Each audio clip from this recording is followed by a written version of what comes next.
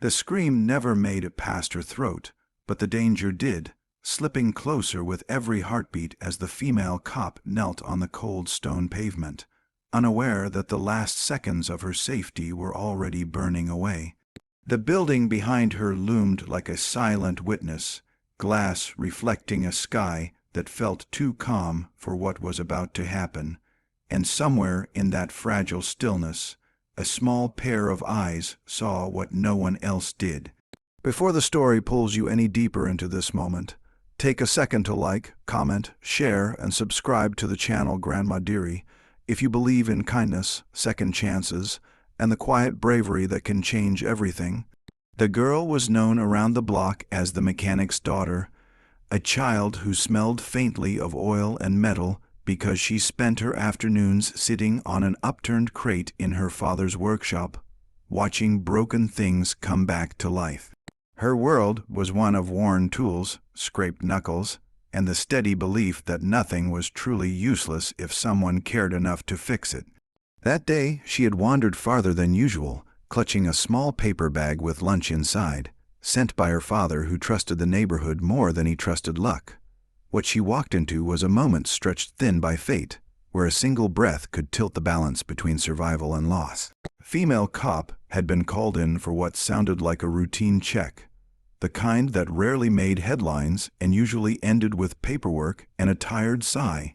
She carried the weight of long shifts and quiet sacrifices, a woman who had learned to stand her ground in a uniform that still made some people doubt her strength.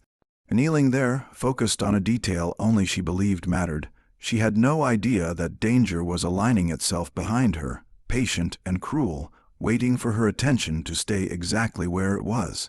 Around them, life went on in small, careless motions, footsteps passing, distant voices blending into the city's constant hum.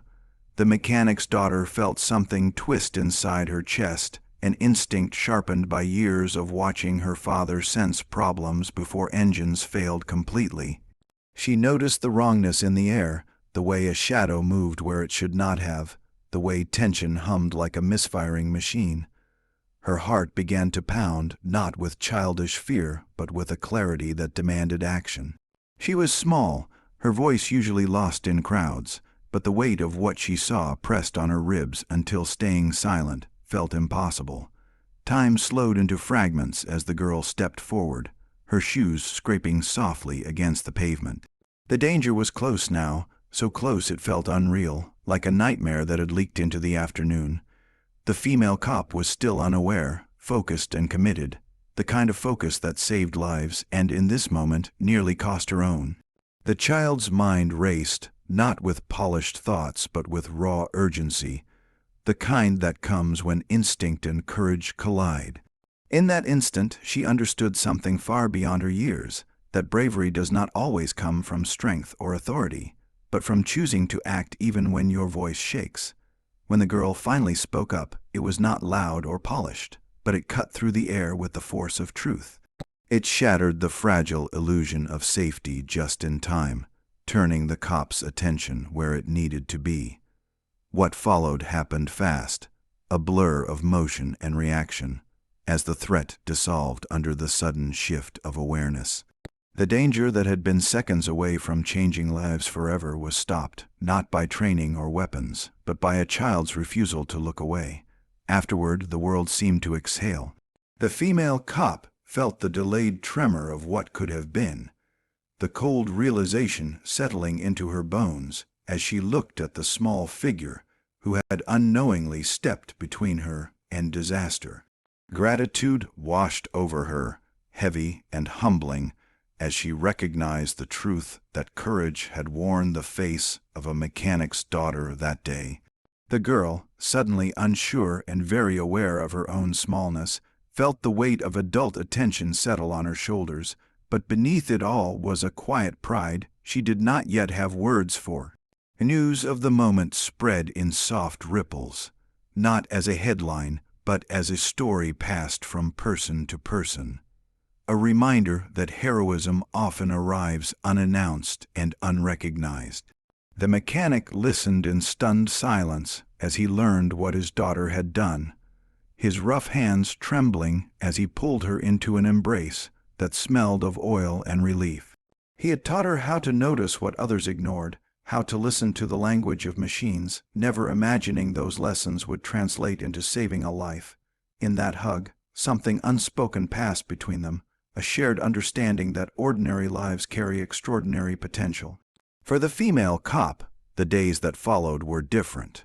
She returned to her duties with the same professionalism, but something inside her had shifted.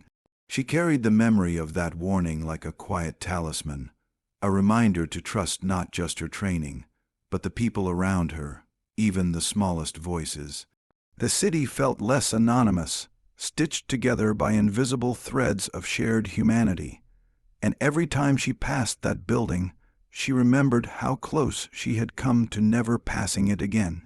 The mechanic's daughter went back to her routines, back to the garage and the familiar comfort of broken engines and patient repairs. Yet she was changed too, standing a little straighter, seeing the world with a deeper seriousness. She did not think of herself as a hero, only as someone who did what felt necessary, but the experience left her with a lifelong understanding that speaking up matters, even when it is terrifying. Her voice, once easily overlooked, had proven its power.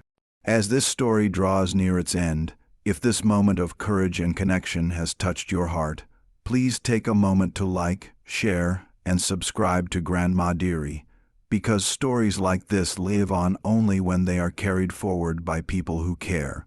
Before the final moments fade, I have a special request for you. Please comment below and share what this story made you feel, or a time when a small act changed something big in your life. In the end, the city kept moving, unaware of how narrowly it had avoided another quiet tragedy, but the lives within it were forever marked by one child's choice to speak at the last second. The mechanic's daughter learned that courage does not ask for permission, and the female cop learned that help can come from the most unexpected places. Their paths crossed for only a moment, yet that moment echoed far beyond itself, reminding us all that sometimes the smallest voice can be the loudest force against danger, and that kindness, awareness, and bravery are repairs no world should ever go without.